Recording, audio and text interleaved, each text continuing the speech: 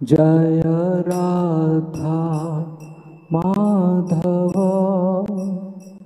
कुंज बिहारी।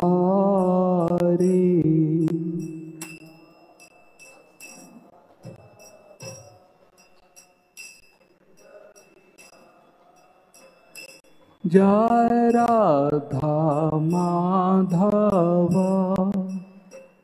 कुंज बिहारी।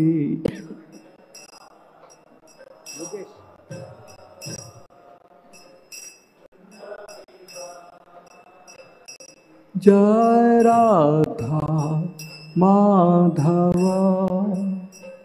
कुंज बिहारी।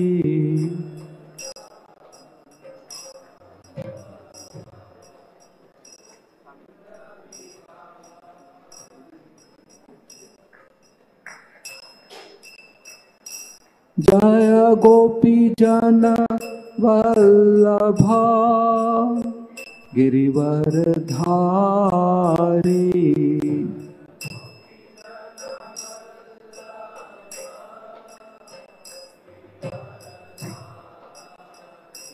जय गोपी जन वल्लभा गिरिवर धारी।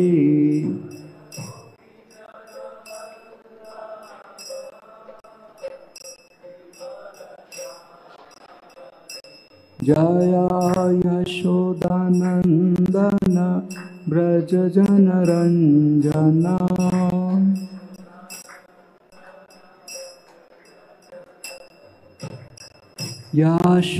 यशोदानंदन ब्रज जन रंजना।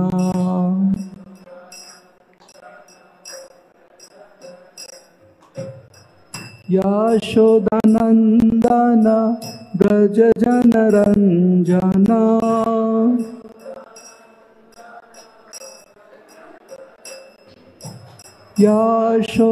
यशोदानंदन ब्रज जन रंजना।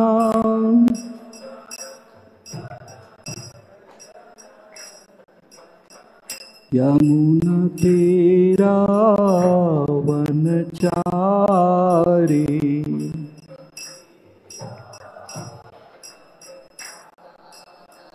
यमुना तेरा वनचारी।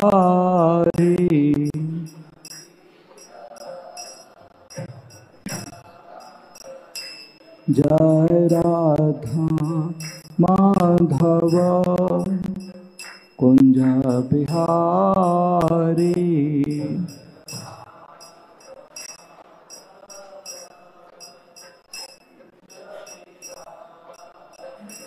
जय राधा माधव कुंज बिहारी।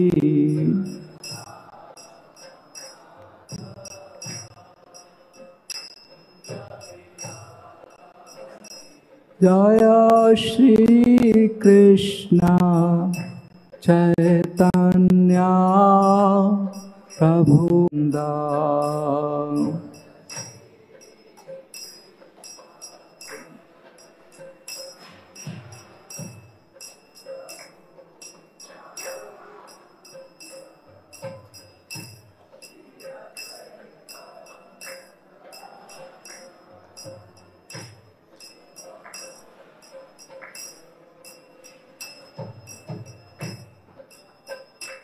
जय श्री कृष्ण चैतन्य प्रभु Nityanand. Shri Advaita Gadadhar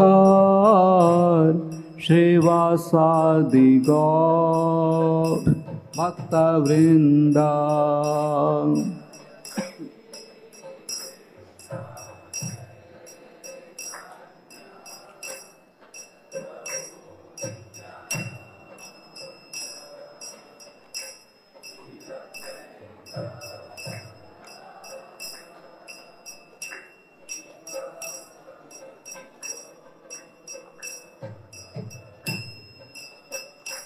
Hare Krishna, Hare Krishna, Krishna Krishna, Hare Hare, Hare Ram, Hare Ram, Ram Ram, Hare Hare.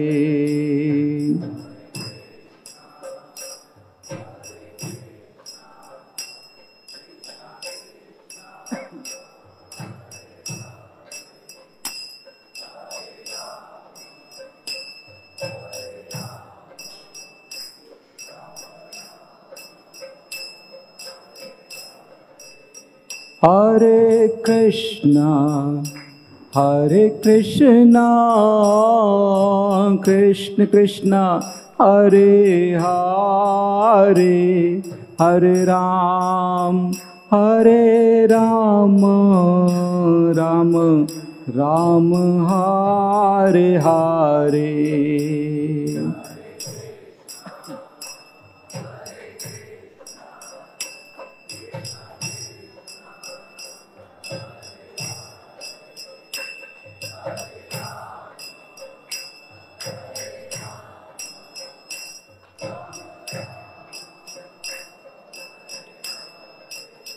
Hare Krishna, Hare Krishna, Krishna Krishna, Hare Hare, Hare Ram, Hare Ram, Ram Ram, Hare Hare.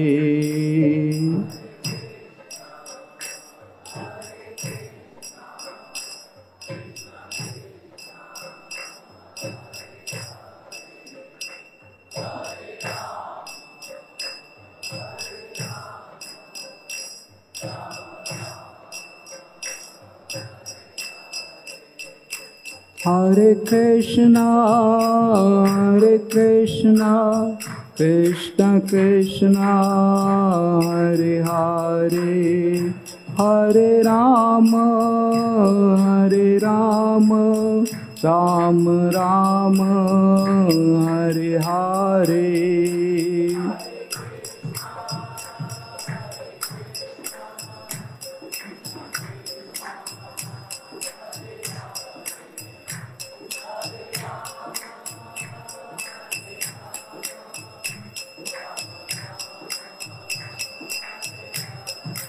Hare Krishna, Hare Krishna, Krishna Krishna, Hare Hare, Hare Ram, Hare Ram, Ram Ram, Hare Hare.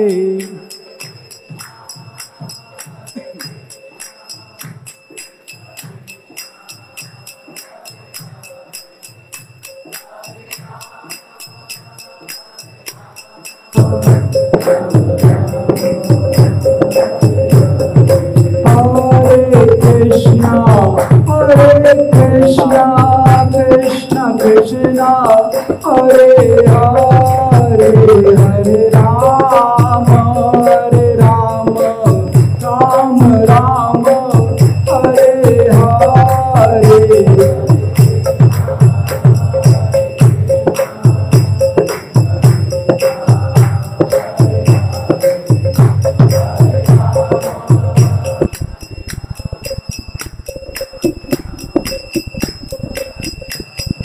जय राधा कुंज बिहारी, राधा कुंज बिहारी राधे।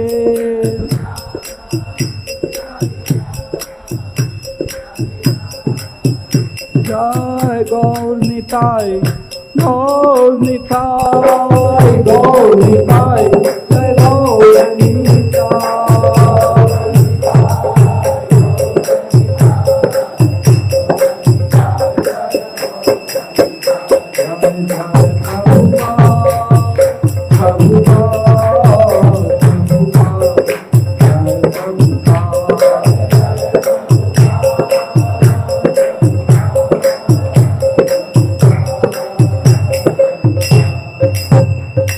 हरिनाम संकीर्तन।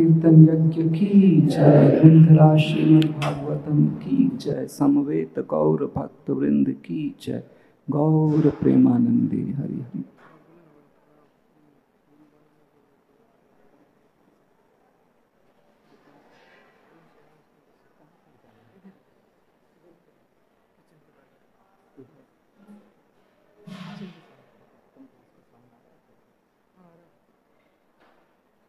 हरे कृष्णा।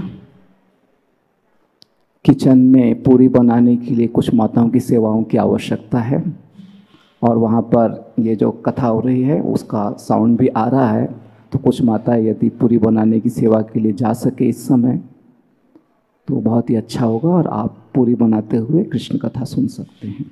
हरे कृष्णा।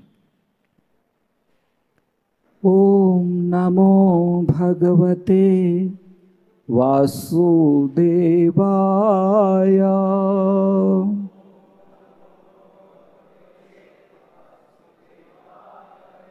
ओम नमो भगवते वासुदेवाय।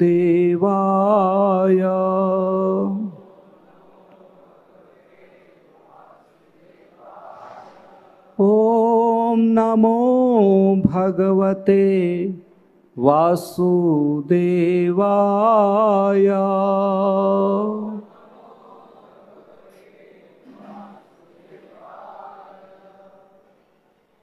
श्रीमद् भागवतम स्कंद 1 अध्याय 2 श्लोक संख्या 19।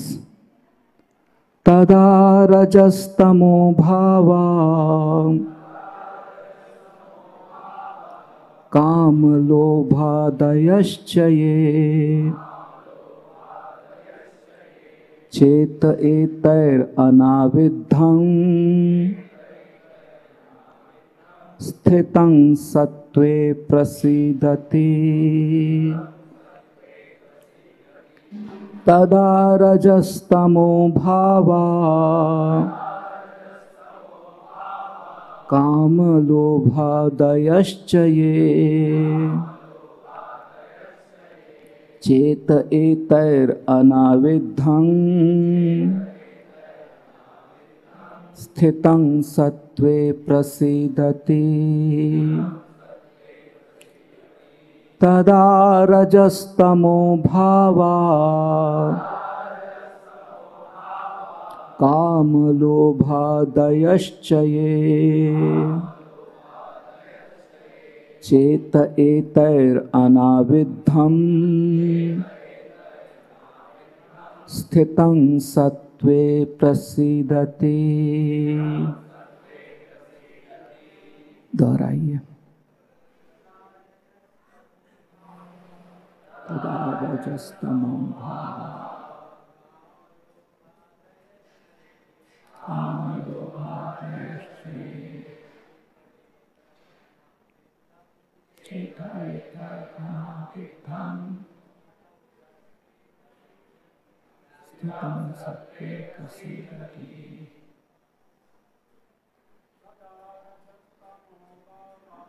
तदा रजस्तमो भावा कामलोभादयश्च ये चेत एतैरनाविद्धं स्थितं सत्त्वे प्रसीदति। मत तदा रजस्तमो भावा कामलोभादयश्च ये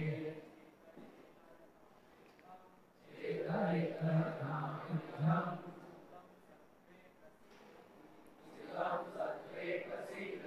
माताएं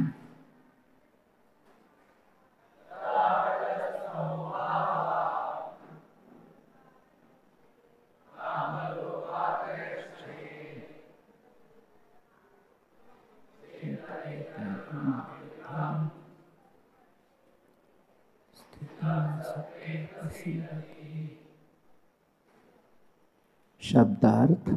तदा उस समय रजः रजोगुण में, तमः तमोगुण, भावः परिस्थिति, काम काम तथा इच्छा, लोभ लालसा, आदयः आदि आदि, च तथा ये जो भी है, चेतः धन, एतय इनसे, अनाविद्धम प्रभावित हुए बिना, स्थितम स्थित होकर, सत्वे सत्वगुण में,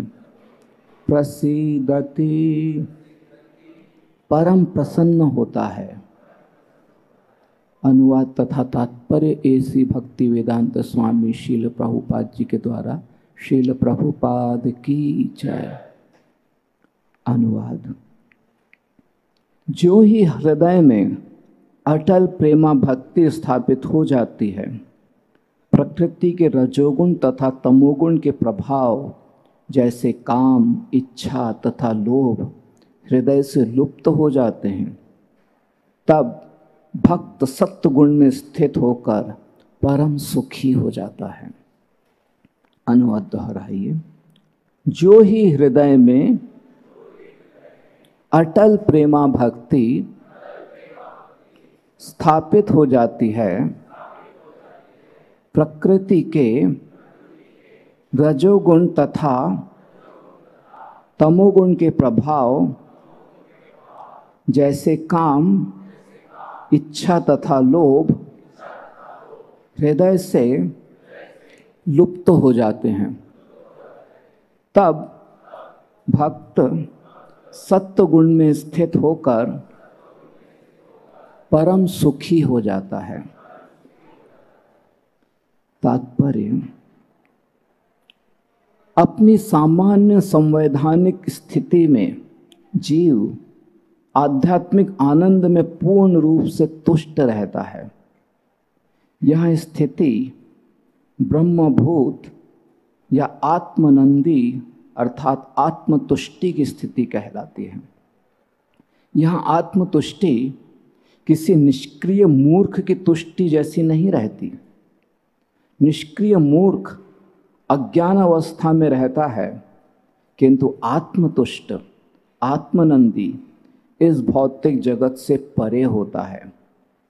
सिद्धि की यह अवस्था अटल भक्ति में स्थित होते ही प्राप्त हो जाती है। भक्तिमय सेवा कोई निष्क्रियता नहीं, अपितु आत्मा की अनन्य सक्रियता है। आत्मा की यह सक्रियता पदार्थ के संसर्ग से अपमिश्रित दूषित हो जाती है।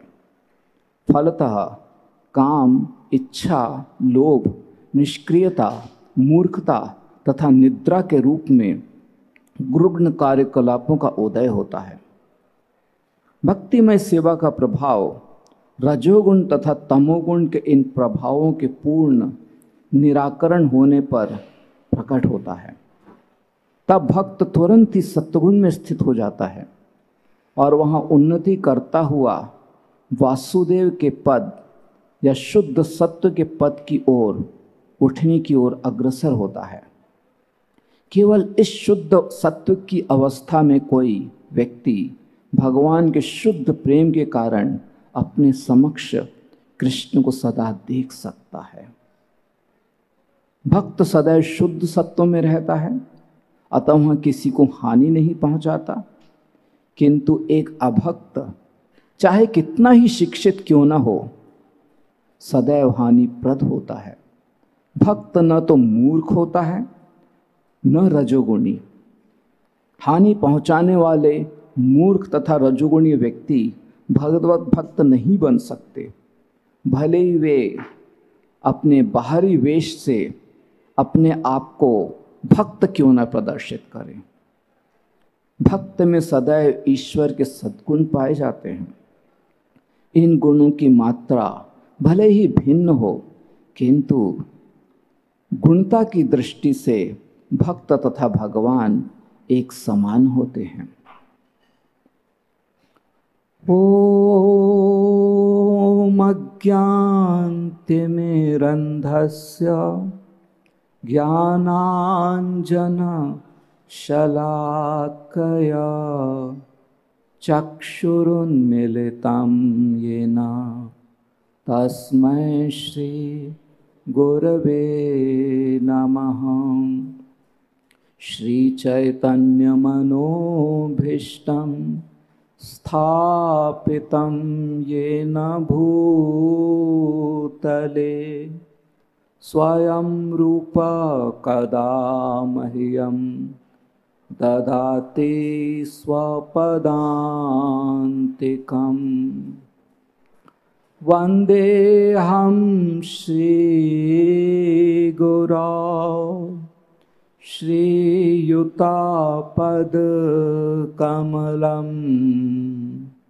श्रीगुरून् वैष्णवांश्च श्रीरूपं साग्रजातं सहगण रघुनाथान्वितं तं सजीवम् साद्वैतं सावधूतं परिजनसहितं कृष्णचैतन्यदेवं श्रीराधा कृष्णपादान् सहगण ललिता श्रीविशाखान्वितांश्च।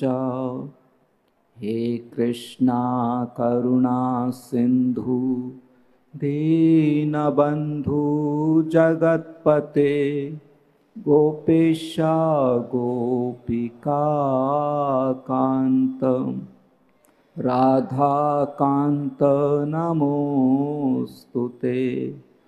तप्त कांचन गौरांगी राधे वृंदावनेश्वरी वृषभानुसुते देवी प्रणमामि हरिप्रिये।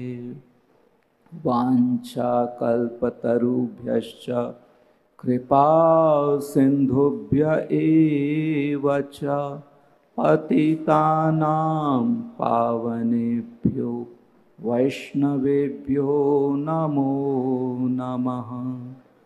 नमः ॐ विष्णुपादाय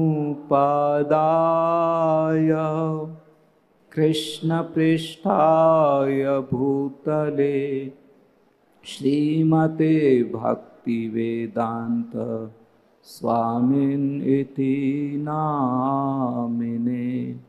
नमस्ते सरस्वते देवे गौरवाणी प्रचारिणे निर्विशेष शून्यवादी पाश्चात्यदेशतारिणे। मूकं करोति वाचालं पंगुं लंघयते गिरिं यत्कृपातमहं वन्दे श्रीगुरु दीनतारिणं। जय श्री कृष्ण चैतन्य प्रभु नित्यानंद श्री अद्वैत गदाधर श्रीवास आदि गौर भक्तवृंद। हरे कृष्णा कृष्णा कृष्णा हरे हरे, हरे राम राम राम हरे हरे। हरे कृष्णा। प्रस्तुत श्लोक में जब हम भक्ति करते हैं तो किस प्रकार से भक्ति के सकारात्मक प्रभाव हमारे जीवन में उभर कर आते हैं, इसका वर्णन किया गया है। श्लोक में ही कहा गया है कि जब इस प्रकार से भगवान के प्रति प्रेमा भक्ति विकसित होती है तो जो इस संसार में तमोगुण, रजोगुण, सत्वगुण के दुष्प्रभाव हैं उससे परे भक्त हो जाता है और साथ ही वह भक्त बहुत ही प्रसन्न अवस्था में स्थित हो जाता है। ये दो सकारात्मक प्रभाव श्लोक में बताए गए हैं और तात्पर्य में श्रील प्रभुपाद जी और दो बता रहे हैं। कह रहे हैं कि जब भक्त इस प्रकार से भगवान के प्रति प्रेमा भक्ति को दर्शाता है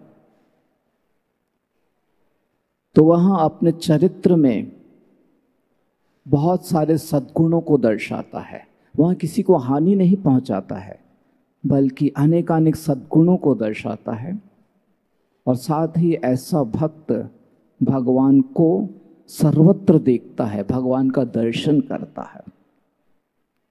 तो ये चार प्रकार के सकारात्मक प्रभाव भक्ति के द्वारा यहाँ पर दर्शाए गए हैं कि भक्त निम्न गुणों के दुष्प्रभावों से परे चले जाता है, भक्त अपने जीवन में बहुत ही प्रसन्न हो जाता है, भक्त अनेकानेक सद्गुणों को अपने जीवन में दर्शाता है और भक्त भगवान का सर्वत्र दर्शन करता है।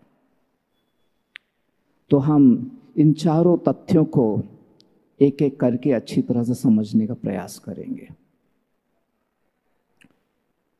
इस संसार में सभी जीवात्माएं जब से जन्म होता है तब से तीनों गुणों के दुष्प्रभावों से ग्रसित रहते हैं। तमोगुण के दुष्प्रभाव के कारण व्यक्ति विनाशकारी बनता है, खुद का भी विनाश करता है, दूसरों को भी हानि पहुंचाता है। रजोगुण के दुष्प्रभाव के कारण व्यक्ति स्वार्थपूर्ण व्यवहार करता है और सत्वगुण अच्छा है, उसके कारण व्यक्ति निस्वार्थ रहता है, लेकिन फिर भी इसी संसार में अपने अच्छे जीवन में आसक्त रहता है, भगवान के प्रति अपनी भक्ति को, प्रेम को नहीं दर्शाता है।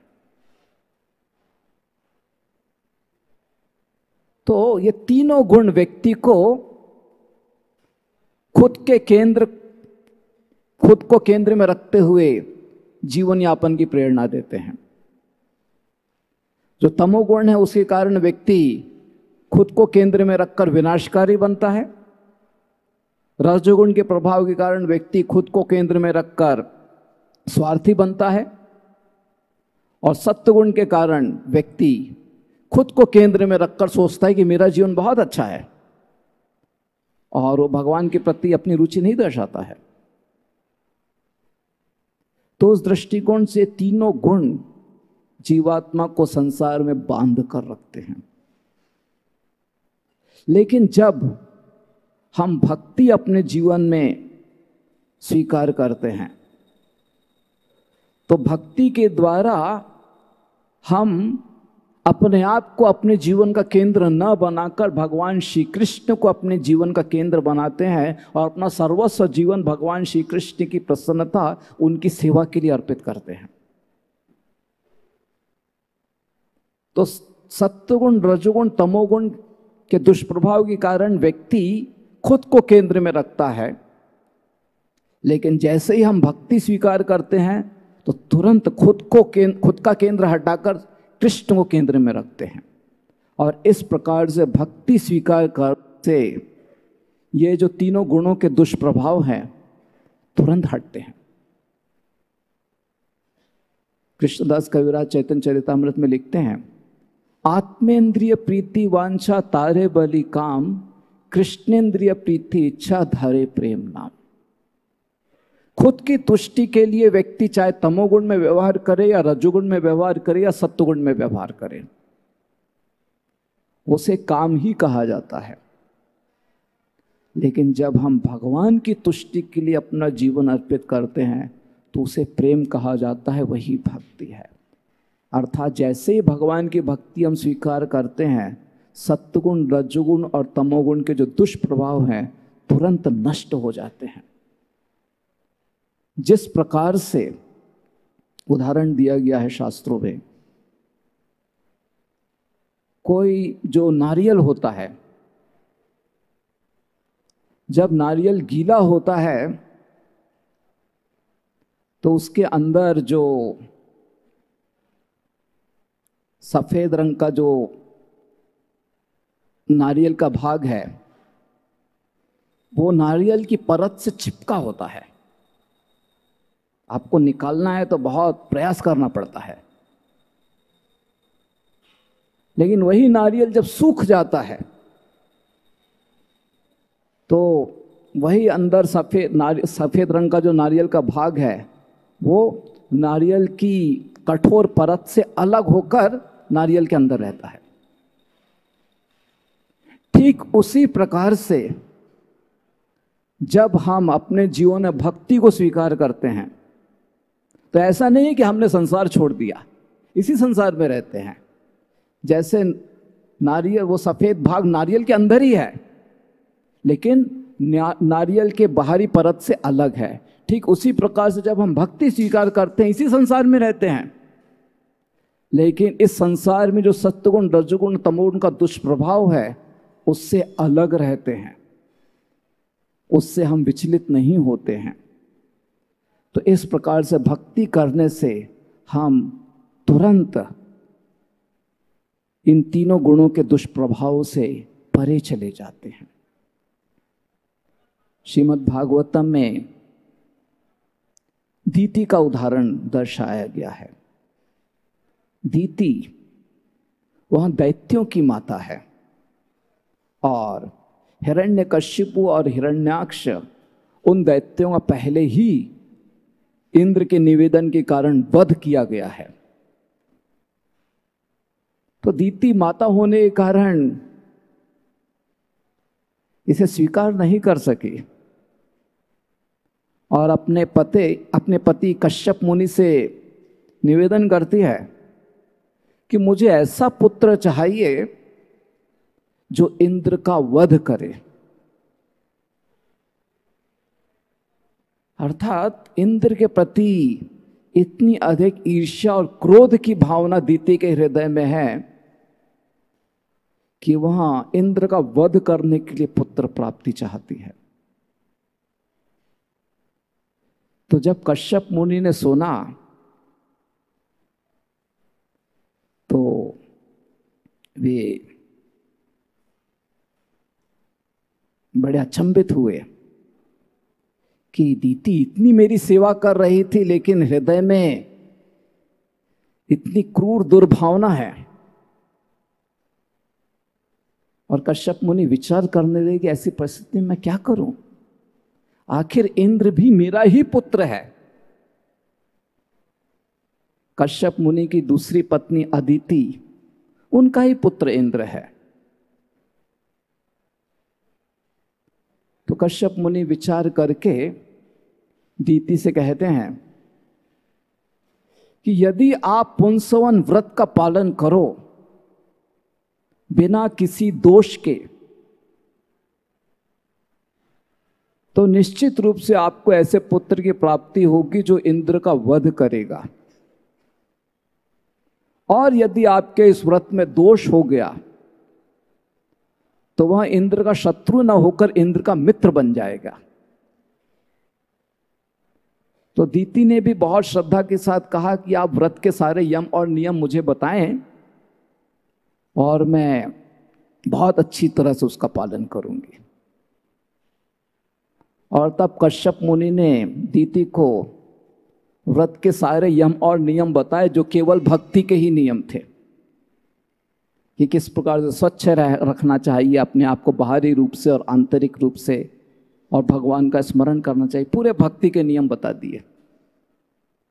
और दीति बहुत ही श्रद्धा से उन भक्तिमय शिक्षाओं को अपने जीवन में पालन करने लगी। परिणाम यह हुआ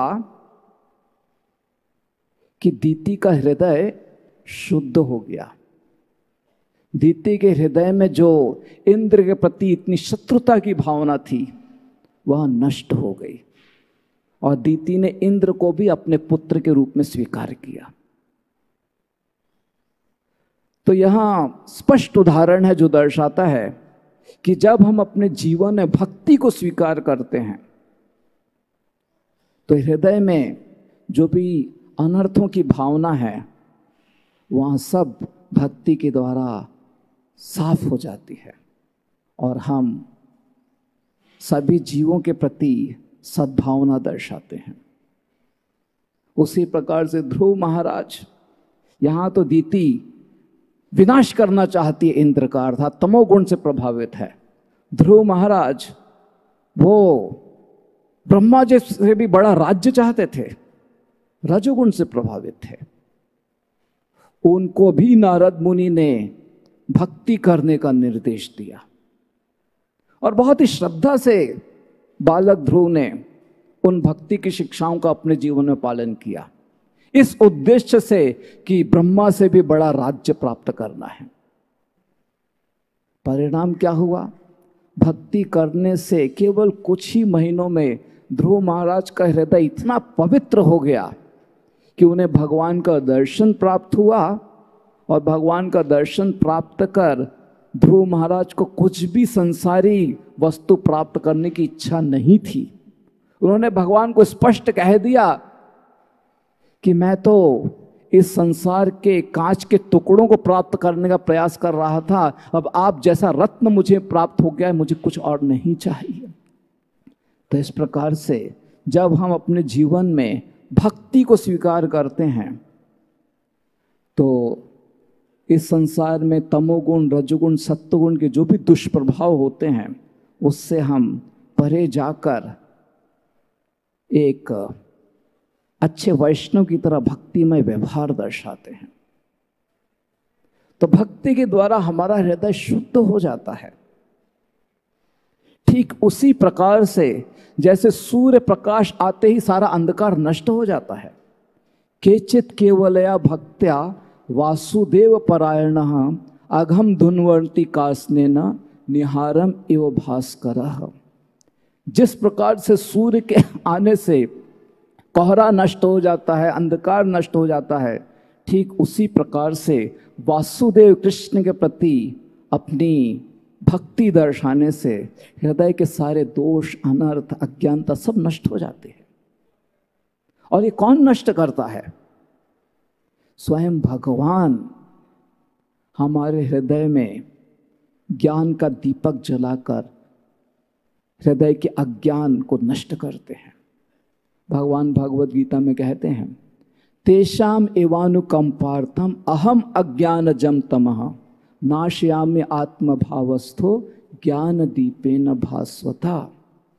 तो स्वयं भगवान श्री कृष्ण ही हमारे हृदय में दिव्य ज्ञान का दीपक जलाकर तमोगुण के कारण, रजोगुण के कारण जो अज्ञानता फैली हुई है उसको नष्ट करते हैं। तो इस प्रकार से यह स्पष्ट है कि भक्ति करने से हमें संसार के सत्वगुण, रजोगुण, तमोगुण का जो भी दुष्प्रभाव है उससे परे जाकर दिव्य स्थिति में व्यवहार करने के योग्य बनते हैं। दूसरा तथ्य है कि भक्ति के द्वारा हमारे जीवन में प्रसन्नता प्राप्त होती है। इस संसार में सारा दुख, क्लेश केवल तीनों गुणों के दुष्प्रभाव के कारण ही है। इस संदर्भ में एक कहानी दर्शाई गई है। राजा अपने मंत्री को पूछता है कि ये जो मेरा सेवक है रोज दरबार में आता है, बहुत ही प्रसन्न चित्त होकर आता है, नाचते हुए आता है, वो तो छोटा सा सेवक है लेकिन इतना खुश है। मैं राजा हूं, राज सिंहासन पर विराजमान होता हूं, इतना नियंत्रण है मेरे पास, इतना धन है मेरे पास, लेकिन फिर भी मैं सदैव चिंतित रहता हूं। क्या कारण है? मंत्री ने कहा कि राजन, इसका उत्तर मैं आपको कुछ दिनों के पश्चात देता हूं। और फिर कुछ दिनों के पश्चात वही सेवक फिर से दरबार में आया, लेकिन इस दिन वहां सेवक बहुत खुश नहीं दिखाई दे रहा था, दुखी दिखाई दे रहा था, चिंतित था, परेशान था। तो राजा ने पूछा मंत्री से कि रे, हर दिन तो बहुत खुशी से आता था ये सेवक, आज क्यों इतना दुखी है, चिंतित है? तब मंत्री राजा से कहता है कि कल रात्रि को इस सेवक के घर के दरवाजे पर मैंने सोने के सिक्कों का एक थैला रख दिया था। अगले सुबह जब ये सेवक उठा आज, तो इसने दरवाजा खोला तो देखा कि एक थैला है, अंदर थैले के अंदर देखा तो सोने के सिक्के हैं। तुरंत यहां सेवक लोभ के कारण सोने के सिक्कों को गिनने लगा और गिन रहा था। वो सोने के सिक्कों को गिनते गिनते उसने पाया कि 99 सोने के सिक्के हैं। तो यहां सेवक सोचने लगा कि 99 सोने के सिक्के हैं, एक और सोने का सिक्का होना चाहिए, 100 सोने के सिक्के होने चाहिए। कुछ गलती हो गई है गिनने में। फिर से गिनने लगा, लेकिन 99 सोने के सिक्के थे। सोचने लगा एक सोने का सिक्का कहां चला गया, 100 होने चाहिए था। बाहर जाकर देखने लगा गिरा है क्या, कुछ नहीं गिरा था। अपनी पत्नी को पूछता है कि तुमने एक सोने का सिक्का लिया क्या? नहीं लिया। तो बड़ा परेशान हो गया, ढूंढने लगा इधर उधर, एक सोने का सिक्का कहां चला गया, 100 सोने के सिक्के होने चाहिए थे। और उस परेशानी में वो अपनी पत्नी को डांटने लगा कि तुमने शायद इधर उधर ठीक से सफाई नहीं की होगी, कुछ बिगाड़ दिया होगा, कुछ खराब कर दिया होगा। इस प्रकार से वो रोज खुश रहता था, लेकिन इस दिन लड़ाई झगड़ा करके बड़ी चिंतित अवस्था में राजमहल में आया। कहने का तात्पर्य यही है कि जब हम संसारी विषयों में अपना लोभ दर्शाते हैं तो हमारे जीवन में खुशी नष्ट हो जाती है।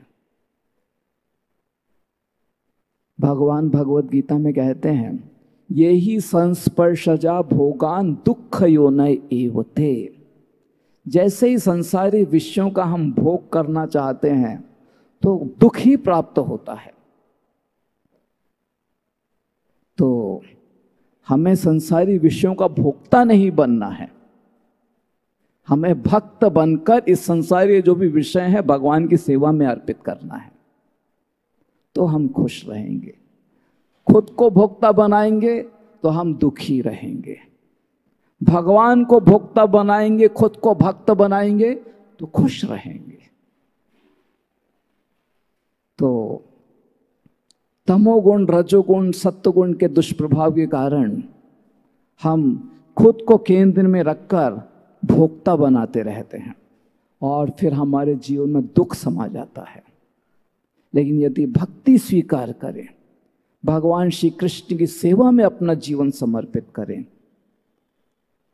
तो स्वाभाविक रूप से खुशी जीवन में आ ही जाएगी। जिस प्रकार से पेड़ की जड़ में जल अर्पित करने से पेड़ की सारी शाखाओं में, टहनियों में, पत्तियों में, फूलों में पानी पहुंच जाता है, ठीक उसी प्रकार से भगवान श्री कृष्ण को प्रसन्न करने से हमारे जीवन में प्रसन्नता आ ही जाती है।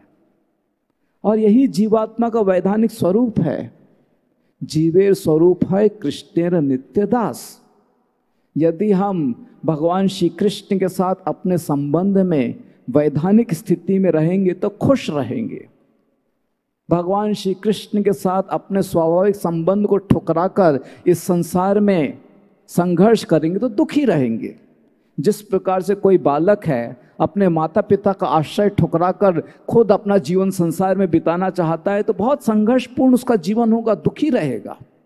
माता पिता के आश्रय में रहेगा तो खुश रहेगा। तो हम सबको अपने परम पिता भगवान श्री कृष्ण के आश्रय में उनकी भक्ति करते हुए रहना है और खुश रहेंगे हम सभी। तो इस प्रकार से भक्ति करने से हमारे जीवन में खुशी आ जाती है और भक्ति करने से हमारे जीवन के सारे शोक मोह भय सब नष्ट हो जाते हैं। श्रीमद् भागवतम में कहा गया है, यस्याम वै श्रूयमानायाम कृष्णे परम पुरुषे भक्तिर उत्पद्यते पुंसाम शोक मोह भयापहा। स्पष्ट रूप से कहा गया है कि जब हम भगवान की कथा का श्रवण करते हैं या उनके नामों का कीर्तन करते हैं या उनकी सेवा करते हैं, तो उससे हमारे हृदय में भक्ति का विकास होता है। और जैसे जैसे हमारे हृदय में भक्ति का विकास होता है, हमारे हृदय के शोक मोह भय सब नष्ट हो जाते हैं। तो इस प्रकार से हम अपने जीवन में खुशी प्राप्त कर सकते हैं। एक समय श्रील प्रभुपाद जी अपने कमरे में थे और एक शिष्य समाचार पत्र लेकर श्रील प्रभुपाद जी के पास आया। उस समाचार पत्र में श्रील प्रभुपाद जी की एक शिष्या की तस्वीर थी, जगत तारिणी माता जी।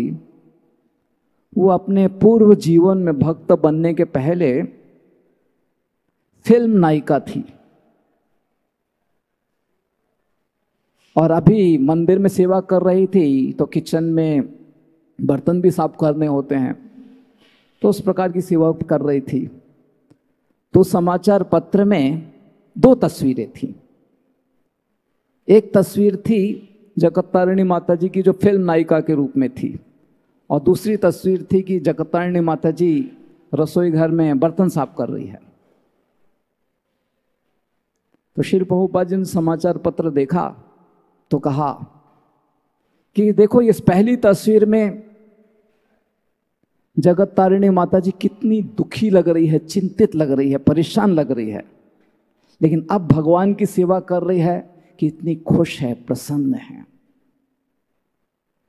तो जब हम भगवान की सेवा में अपने आप को अर्पित करते हैं तो स्वाभाविक रूप से प्रसन्नता छा जाती है।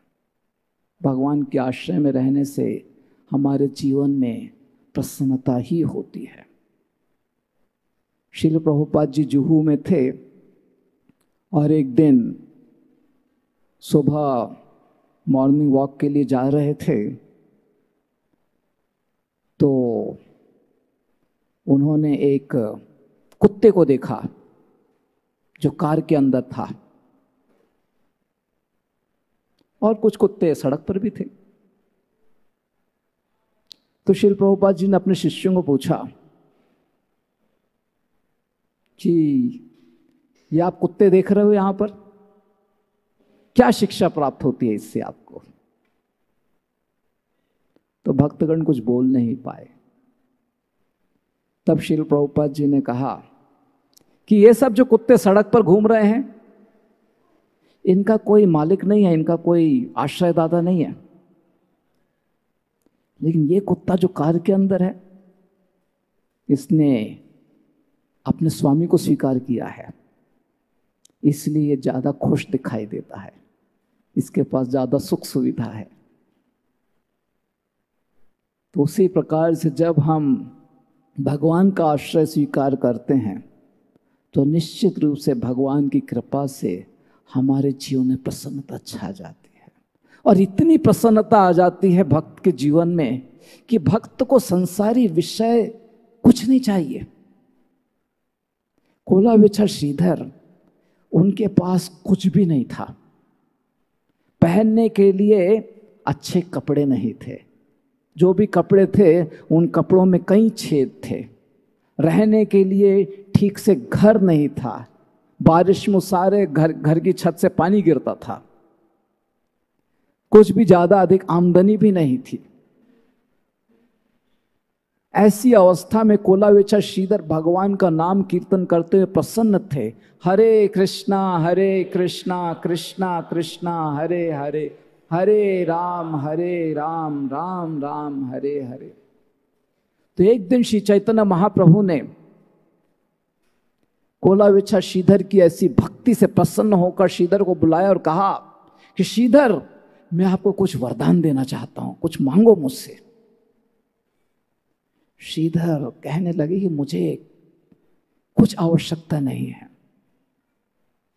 भगवान ने कहा लेकिन मैं आपको कुछ देना चाहता हूं, मैं आपको अष्ट सिद्धि दे सकता हूं, मैं आपको स्वर्ग प्रदान कर सकता हूं।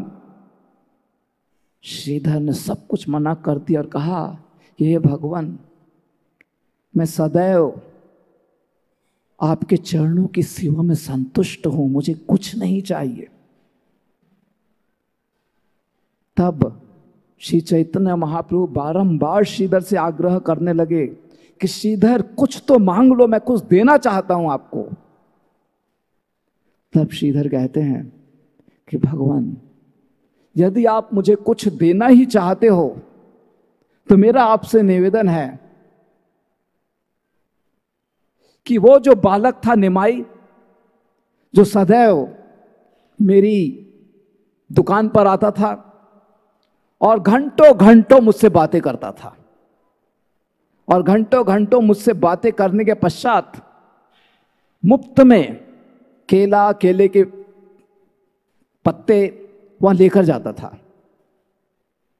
तो इस प्रकार से आप सदैव उस बालक के रूप में मेरे पास आते रहें और अपना संग मुझे प्रदान करते रहें और केले के पत्ते ले जाकर मेरी सेवा को स्वीकार करते रहें।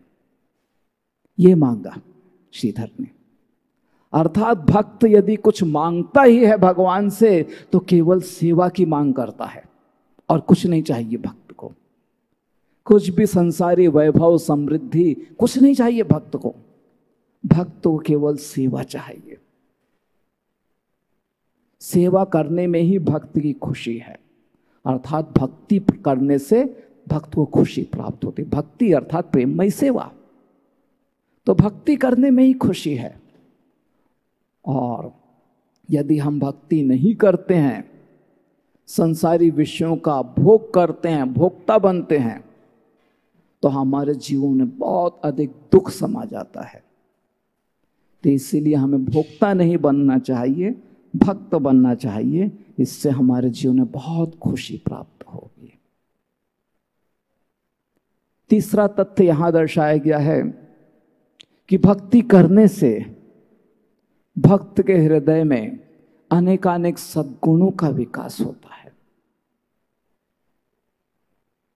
तो श्रीमद् भागवतम में बहुत ही प्रसिद्ध श्लोक है, यस्यास्ति भक्तिर् भगवत् अकिंचना सर्वैर्गुणैस्तत्र समासते सुरा हराव भक्तस्य कुतो महद्गुणा मनोरथेना सति धावतो बहि। कह रहे हैं कि जो भगवान की भक्ति करते हैं उनके हृदय में सारे गुण स्वाभाविक रूप से विकसित होने लगते हैं। दूसरी ओर जो भगवान की भक्ति नहीं करते हैं वो तो केवल अपने मन के रथ पर इसी संसार में भ्रमण करते रहते हैं। तो भक्ति करने से हमारे हृदय में अनेकानेक सद्गुण स्वाभाविक रूप से विकसित होने लगते हैं।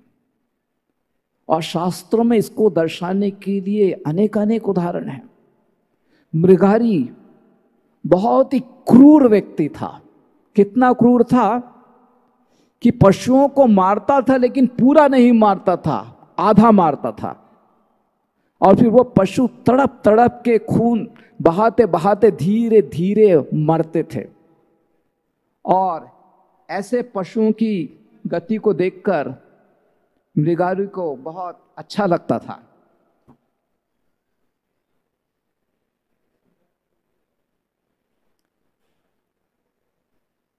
तो इतना क्रूर था ये मृगारी कि पशुओं को बहुत क्रूरता से मारता था।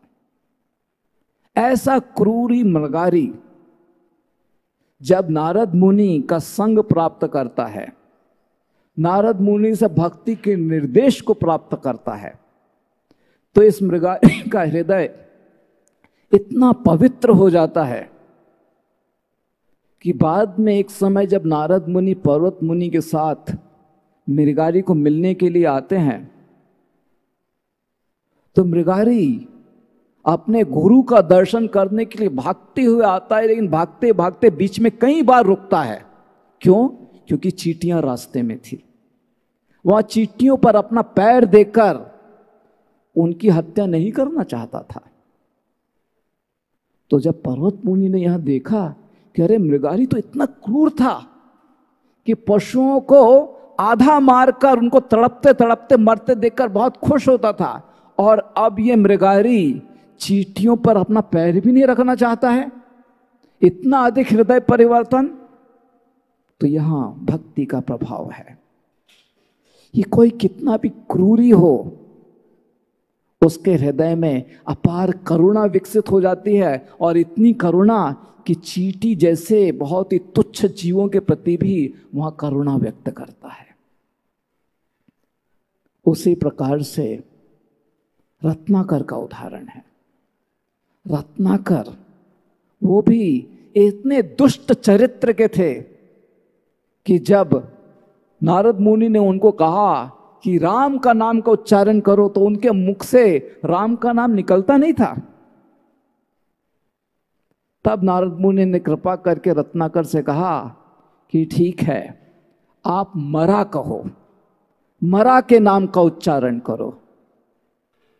और रत्नाकर ने श्रद्धा से नारद मुनि के उपदेशों को स्वीकार किया, और फिर मराम राम राम राम राम इस प्रकार से धीरे धीरे राम के नाम का उच्चारण उसके मुख से होने लगा। तो जब श्रद्धा से रत्नाकर ने नारद मुनि के उपदेशों को स्वीकार किया, जो कि राम के नाम का उच्चारण आरंभ में नहीं कर सकता था, लेकिन धीरे धीरे नारद मुनि के उपदेशों के आधार पर भगवान की भक्ति करते हुए यह रत्नाकर इतना पवित्र हो गया राम के नाम का उच्चारण करके, उसका हृदय इतना अधिक शुद्ध हो गया राम के नाम का उच्चारण करके, कि पहले जो राम के नाम का उच्चारण नहीं कर सकता था, अब केवल राम के नाम का उच्चारण ही नहीं, बल्कि श्री राम के संपूर्ण चरित्र का वर्णन उन्होंने वाल्मीकि रामायण में प्रस्तुत कर दिया। तो इतना अधिक परिवर्तन आता है भक्ति करने से, हमारा हृदय इतना अधिक शुद्ध हो जाता है। क्रूर व्यक्ति बहुत ही करुणा अपने हृदय में प्राप्त करता है, दुष्ट व्यक्ति अपने हृदय में सभी के प्रति बहुत अधिक सद्भावना प्राप्त करता है, और कुटिल व्यक्ति अपने हृदय में बहुत अधिक सरलता को प्राप्त कर लेता है। स्वार्थी व्यक्ति निस्वार्थ बन जाता है, क्रोधी व्यक्ति शांत हो जाता है, लोभी व्यक्ति संतुष्ट हो जाता है। उसी प्रकार से अभिमानी व्यक्ति बहुत ही विनम्र हो सकता है। तो यहां सब भक्ति के परिवर्तन है, अर्थात भक्ति के द्वारा हमारा दुष्ट चरित्र एक बहुत ही अच्छे चरित्र में परिवर्तित हो जाता है। तो भक्ति के द्वारा ही हम अपने हृदय को पवित्र कर सकते हैं, अनेक अनेक सद्गुणों को विकसित कर सकते हैं। केवल भक्त के कपड़े पहनने से ऐसा नहीं होता है,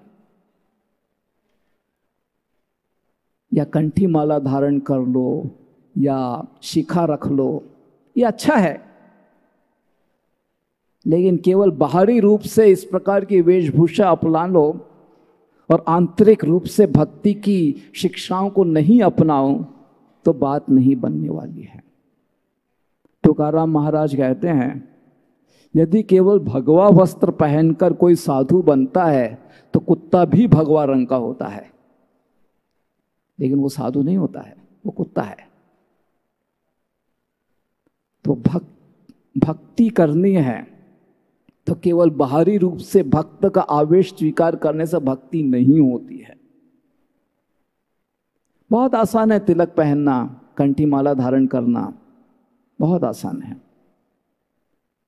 लेकिन जब तक हम अपने जीवन में भक्तिमय शिक्षाओं को गहराई से अपनाते नहीं हैं, श्रील प्रभुपाद जी ने अपने ग्रंथों में अनेकानेक शिक्षाएं दी हैं, उन ग्रंथों को नियमित रूप से जब तक हम पढ़ते नहीं हैं, उन शिक्षाओं को अपने जीवन में गंभीरता से पालन करने की चेष्टा नहीं करते हैं, तब तक हमारा हृदय शुद्ध नहीं होगा, तब तक हृदय में सद्गुणों का विकास नहीं होगा, हम साधु चरित्र को नहीं प्राप्त करेंगे।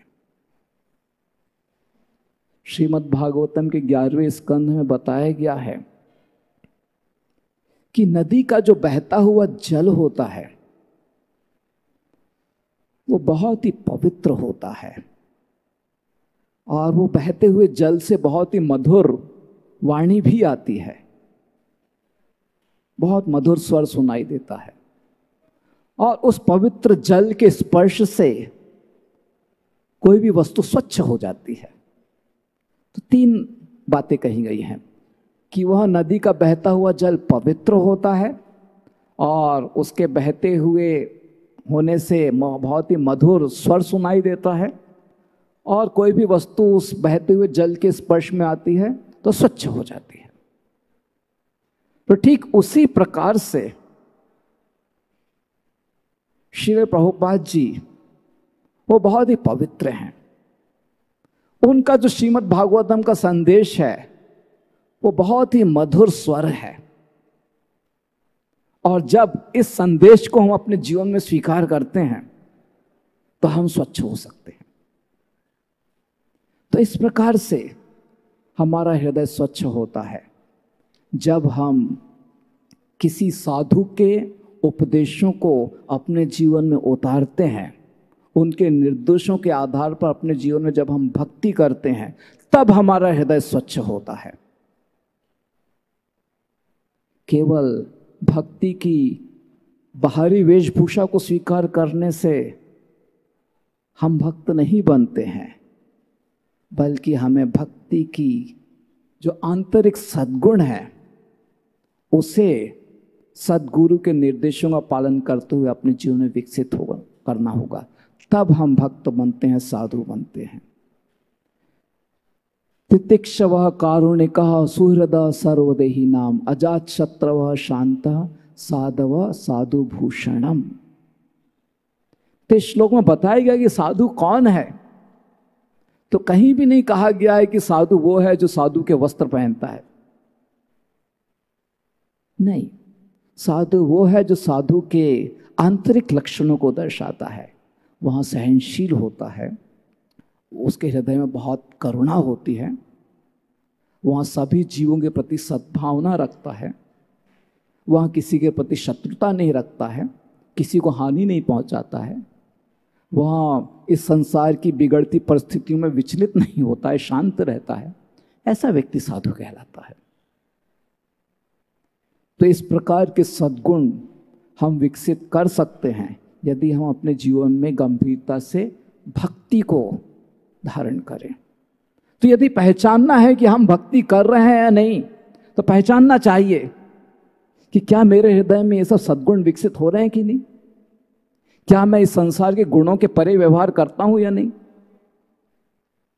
क्या मैं भगवान की भक्ति में आनंद स्वीकार कर रहा हूं या नहीं।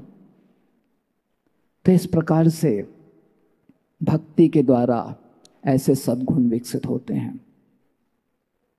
तो श्रील प्रभुपाद जी कहा करते थे कि ये सब अमेरिका यूरोप के मेरे शिष्य, ये सब तो पहले हिप्पियों की तरह व्यवहार कर रहे थे, लेकिन जब से इन्होंने भक्तिमय शिक्षाओं को स्वीकार किया है तब से इनका हिप्पियों का स्वरूप बदल गया है। अब ये वैकुंठ वासियों की तरह लगते हैं। उसी प्रकार से जब एक रिपोर्टर ने श्रील प्रभुपाद जी को पूछा कि आपके संस्था के शिष्यों को हम कैसे पहचान सकते हैं, तो श्रील प्रभुपाद जी ने कहा कि मेरी संस्था के सदस्य वे एक सभ्य व्यक्ति होते हैं, अर्थात उनमें सभ्य व्यक्तियों के सारे लक्षण दिखाई देंगे। तो गुणों के आधार पर हमारी संस्था के सदस्यों को पहचाना जाता है, केवल वस्त्रों के आधार पर नहीं। ये श्रील प्रभुपाद जी ने स्पष्ट किया है। और ऐसे सद्गुण भक्ति के द्वारा विकसित होते हैं। और चौथा तथ्य इस तात्पर्य में श्रील प्रभुपाद जी ने कहा है कि भक्त सर्वत्र भगवान का दर्शन करता है। तो भक्ति के द्वारा ही भगवान का दर्शन हो सकता है। तपस्या के द्वारा, ज्ञानार्जन के द्वारा या बहुत अधिक धार्मिक कर्मकांड करके भगवान का दर्शन नहीं होता है। ब्रह्मा जी भगवान की प्रार्थना करते हुए कहते हैं, पंथास्तु कोटि शतवत्सर संप्रगम्यो वायो रथापि मनसो मुनि पुंगवानाम सोप्यस्ति यत् प्रपद सिम्नि अविचिंत तत्वे गोविंदम आदि पुरुषम तमहं भजामि। तो ब्रह्मा जी कह रहे हैं कि जो योगी होते हैं कई कई हजारों वर्षों तक अपनी श्वास वायु को रोककर प्राणायाम करते हुए वे भगवान को प्राप्त करने का प्रयास करते हैं। जो ज्ञानी होते हैं वो इस संसार के सारे विषयों को त्याग कर ज्ञानार्जन कर भगवान को प्राप्त करने का प्रयास करते हैं। तो ये सारे योगी और ज्ञानी करोड़ों करोड़ वर्षों तक इतना प्रयास करने के पश्चात भी भगवान के चरणों के नाखून से जो प्रकाश उत्पन्न होता है उसको भी प्राप्त नहीं कर पाते हैं। भगवान को देखने की बात तो छोड़ी दो, लेकिन दूसरी ओर भक्त वो भगवान को देखने की अभिलाषा भी नहीं करता है, लेकिन भगवान उसको देखने के लिए चले आते हैं। मुचुकुंद वो तो गुफा के अंदर सोया हुआ था, लेकिन भगवान उसको देखने के लिए आए। वो तो सोया हुआ था, क्योंकि भगवान का महान भक्त है तो भगवान ऐसे भक्त को अपना दर्शन प्रदान करते हैं। तो इस प्रकार से हमारी भक्ति होनी चाहिए। भक्ति सिद्धांत सरस्वती कहते हैं कि भगवान को देखने का प्रयास मत करो, ऐसी भक्ति करो कि भगवान आपको देखने के लिए आए। तो श्रीमद् भागवतम में अनेकानेक उदाहरण हैं इसको भी दर्शाने के लिए। गजेंद्र वो तो हाथी था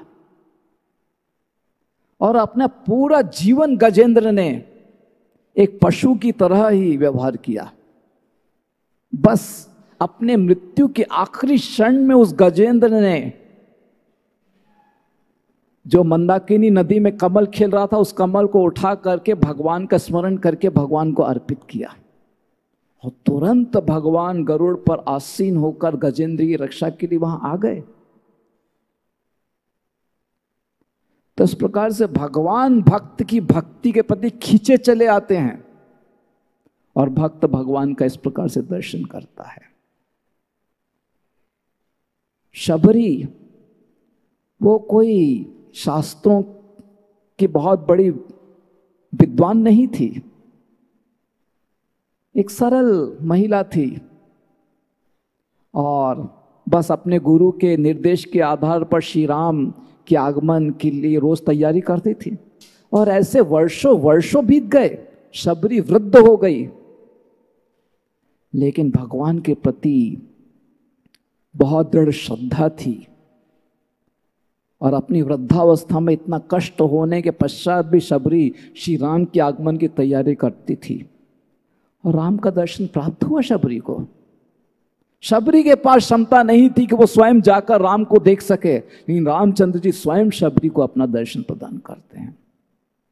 तो इस प्रकार से कहाँ योगी और ज्ञानी करते हैं, ज्ञानार्जन करते हैं, लेकिन भगवान के चरणों के नाखून का प्रकाश का भी अनुभव नहीं कर पाते हैं। और यहाँ भक्तगण अपनी भक्ति करते हैं और भगवान उनकी भक्ति से खींचे चले जाते हैं, उनको अपना दर्शन प्रदान करते हैं।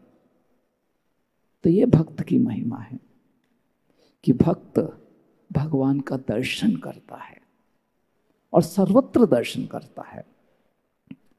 तो इस प्रकार से हमने इस श्लोक के माध्यम से समझा कि जब हम अपने जीवन में गंभीरता से भक्ति की शिक्षाओं को अपनाते हैं तो हम इस संसार के सत्वगुण, रजगुण, तमोगुण के दुष्प्रभाव से परे होकर एक अच्छा भक्ति में व्यवहार करते हैं।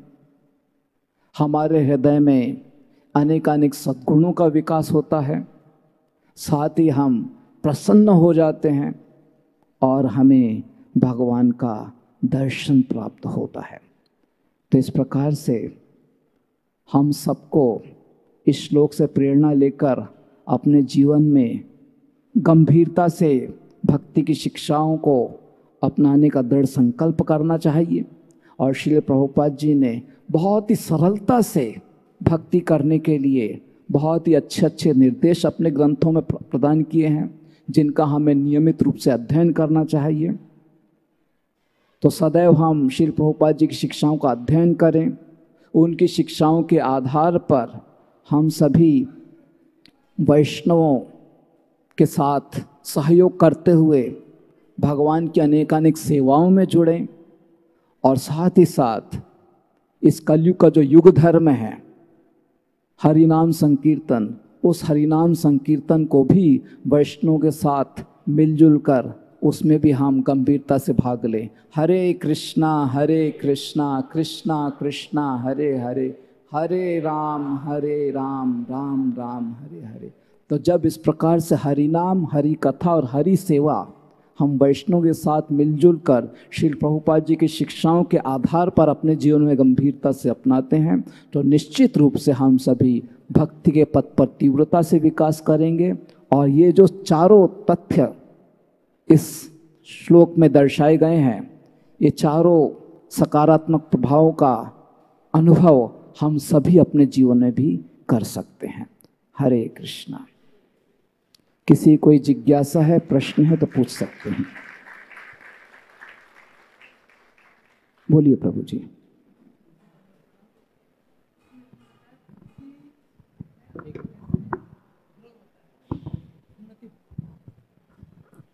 भक्ति हमारे अंदर कैसे ग्रो हो रहा है वो हमें पता कैसे चलेगा वो पता है, लेकिन कभी कभी क्या है, हमें भक्ति में भी हमें थोड़ा क्यों ईर्ष्या होता है। जो वो ज़्यादा भक्ति कर रहा है, हम कम कर रहे हैं, वो ज़्यादा सेवा कर रहा है, मैं कम कर रहा हूँ, मैं सेवा नहीं कर पा रहा हूँ। इसमें भक्त के मतलब हमारे जैसे नीच, जैसे क्या बोलते हैं, उनके लिए क्या संदेश है? क्या कहा आपने आखिरी में? आखिर मतलब जो हमारे जो है हम कैसे उसके उभर हो पाएंगे? तो जब हम भक्ति करते हैं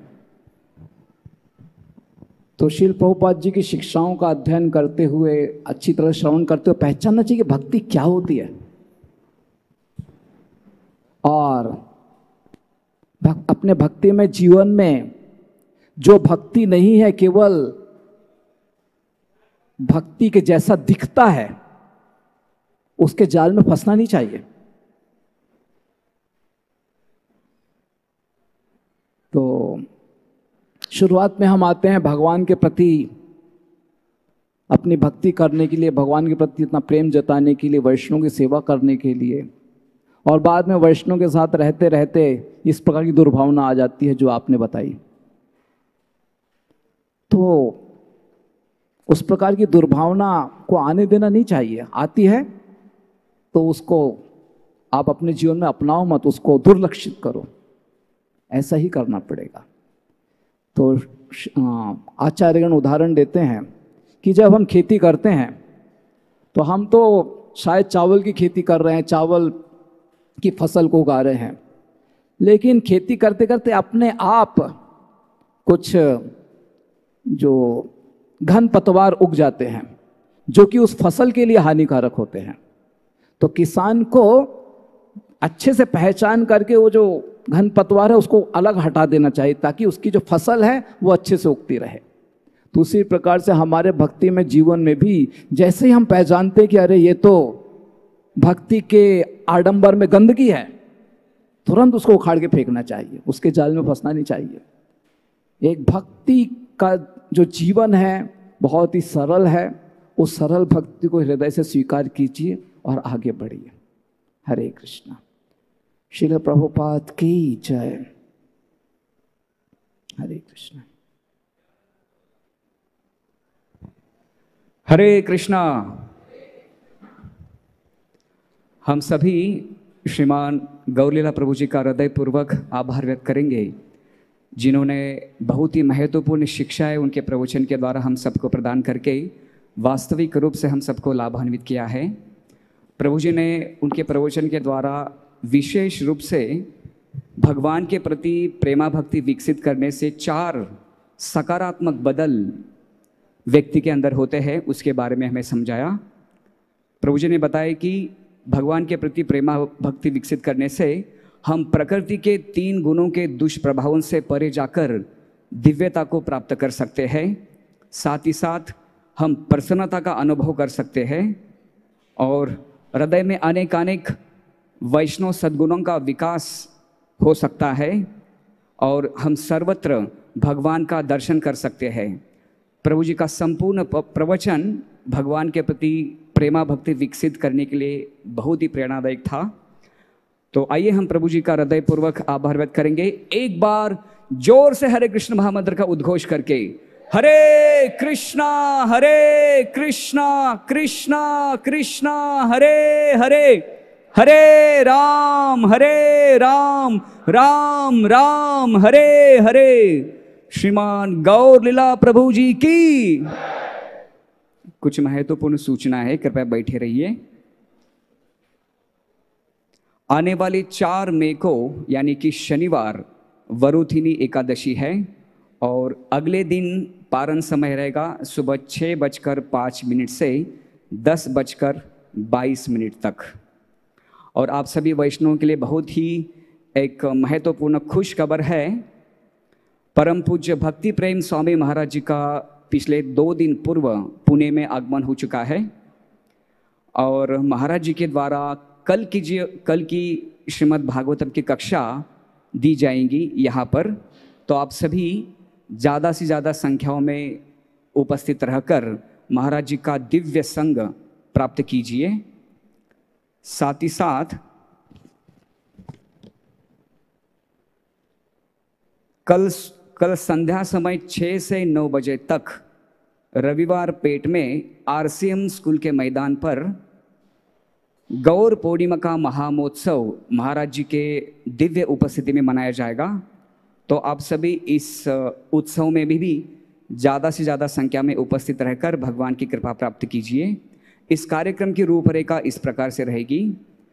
शाम 6 बजे भगवान का अभिषेक रहेगा, 7 बजे महाराज जी के द्वारा प्रवचन रहेगा और 8 बजे आप सभी वैष्णवों के लिए विशेष प्रसाद का आयोजन किया जाएगा। और अभी 5 मिनट हम हरिनाम संकीर्तन करेंगे और हरिनाम संकीर्तन के पश्चात आप प्रसाद प्राप्त करने के लिए प्रसादम हॉल की तरफ प्रस्थान कर सकते हैं। हरे कृष्णा।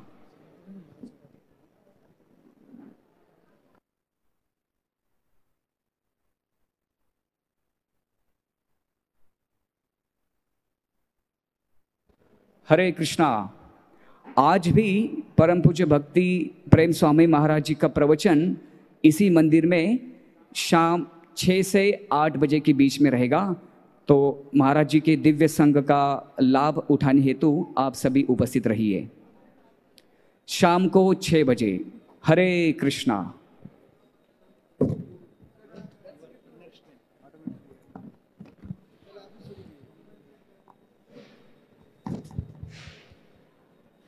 नमो